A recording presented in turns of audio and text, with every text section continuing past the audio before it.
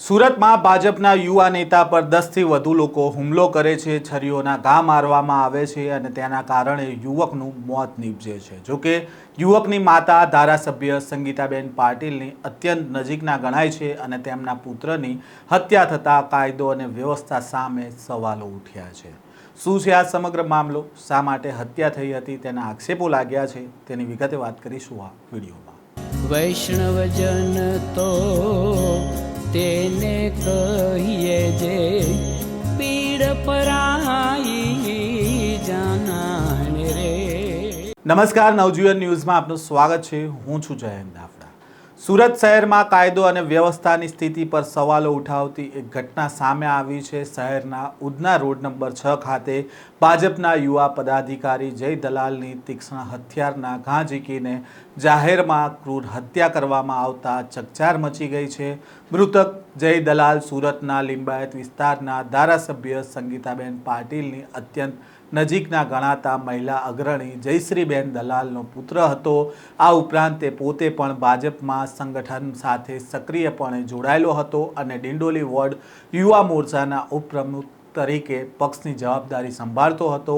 આ હત્યાની ઘટના બાદ પરિવારમાં આક્રંદની સ્થિતિ જોવા મળી હતી। પરિવારજનો હત્યારા અને ફાંસીની સજા આપવાની માંગ કરી રહ્યા છે। આ સમગ્ર મામલાને લઈને શું કરી રહ્યા છે મૃતકના પરિવારજનો, તેમને પણ સાંભળીએ। મારું નામ જયશ્રી નગીનભાઈ દલાલ।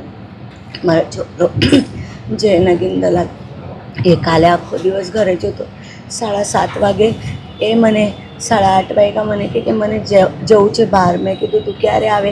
એમ કે હું જમવાના નથી। એમ કે મમ્મી મને મોડું લાગશે। મેં કીધું સારું બેટા। એ ગયો મને કે નહીં, પાછું 12:15 12:30 દરમિયાન મને ફોન આવ્યો કે એને મિલિંદ ચકલી અને પંકજ પાટીલ કરીને 3 છોકરા હતા, એ બહુ બધા ઘાવ મારી દીધેલા છે, તો એમને એપલ હોસ્પિટલ અમે ખસાડ્યા છે। એટલે મેં અહીંયા આવી, પણ મારા છોકરાએ કંઈ આંખ ખોલી નહીં।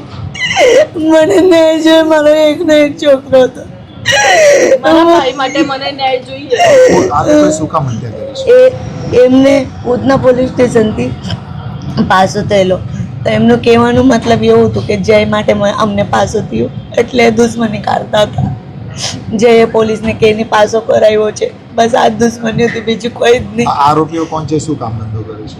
આરોપી જ છે। એ હું ધંધો કરે તો મારતા જ ફરે, કેટલી વાર જેલમાં જઈ આવ્યા છે। મેં એની મોટી બેન છું અને અમારે એટલે મારો ભાઈ થતો હતો અને મોટો એટલે બાપ તરીકે મને આજ સુધી એને રાખ્યું છે અને એ લોકોને ખાલી સજા નહીં, ફાંસી થવી જોઈએ તો મારા ભાઈને ન્યાય મળશે। નહીં મળે તો આ પોલીસ કર્મચારી કઈ કામનું નહીં, મીડિયા બી કઈ કામની ના મળે। પ્લીઝ ન્યાય અપાવજો બધા। સુરતના ઉધના ખાતે ભાજપના યુવા અગ્રણી જય દલાલની હત્યાના મામલે મૃતકની માતા જયશ્રીબેન દલાલની પ્રતિક્રિયા સામે આવી છે। તેમણે ન્યાયની અપીલ કરતા પ્રશાસન પાસે હત્યારાઓને ફાંસીની સજા આપવાની માંગ કરી છે। જયશ્રીબેને રડતા અવાજે તેમણે કહ્યું કે તેમનો 21 વર્ષનો એકનો એક પુત્ર જય કોઈ મિત્રનો ફોન આવતા રાત્રે 8:30 વાગે ઘરેથી નીકળ્યો હતો। ત્યારબાદ મધ્યરાત્રિએ અજાણ્યો ફોન આવ્યો હતો અને સામે પક્ષેથી કહેવામાં આવ્યું હતું કે જયને ગંભીર રીતે ઘાયલ થયો છે અને તેને હોસ્પિટલ ખસેડવામાં આવ્યો છે અને હોસ્પિટલ પહોંચ્યા ત્યાં સુધીમાં તેણે દમ છોડી દીધો હતો। માતાના આક્ષેપ અનુસાર મિલિંદ ચકલી અને પંકજ પાટીલ સહિતના 3 આરોપીઓએ તેમના પુત્ર પર હથિયાર વડે હુમલો કરીને લોહી લુહાણ કરી નાખ્યો હતો અને આરોપીઓ તાજેતરમાં જ પાસામાંથી જેલમાંથી બહાર આવ્યા હતા। તેમને એવી શંકા હતી કે જયના કારણે તેમને જેલ થઈ હતી અને તેની અદાવત રાખીને આ ક્રૂર હત્યાને અંજામ આપ્યો હોવાનો આક્ષેપ કરવામાં આવ્યો છે।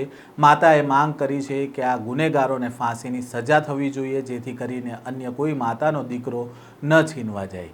સત્તાધારી પક્ષના જ એક યુવા નેતાની આ રીતે જાહેરમાં હત્યા થઈ જતાં સમગ્ર સુરત ભાજપ અને રાજકીય આલમમાં ભારે ખળભળાટ મચ્યો છે। ધોળા દિવસે થયેલી આ હત્યાને પગલે સામાન્ય જનતામાં પણ ભયનો માહોલ વ્યાપી ગયો છે અને ઘટનાની જાણ થતાં જ પોલીસ કાફલો પણ ઘટના સ્થળે દોડી આવ્યો હતો અને હત્યારાઓને પકડવા માટે અત્યારે કાર્યવાહી હાથ ધરવામાં આવી છે અને આ જે ઘટના બની છે તેને લઈને સુરતના કાયદો અને વ્યવસ્થા સામે ફરી એકવાર સવાલો ઉઠ્યા છે।